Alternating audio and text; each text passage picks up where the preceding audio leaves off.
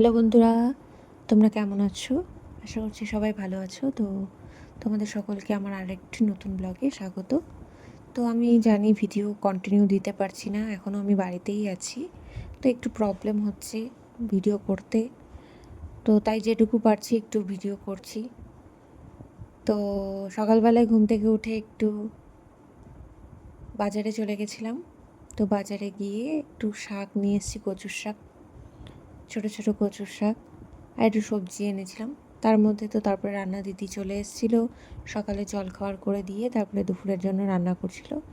এদিকে মাও অফিস চলে গেছিলো। তো তার মধ্যে আমি আর ছিলাম। তো ভাবলাম উনি মাছের ঝোল করছে, তো আমি এদিকে একটু একটা তরকারি বানাচ্ছিলাম। তো সেদিন মাছের ঝোল রান্না হয়েছিল, আর তার সাথে হয়েছিল একটু শাক আর আলু, পটল আর কাঁচা কলা দিয়ে তরকারি, যেহেতু মার নিরামিষ ছিল।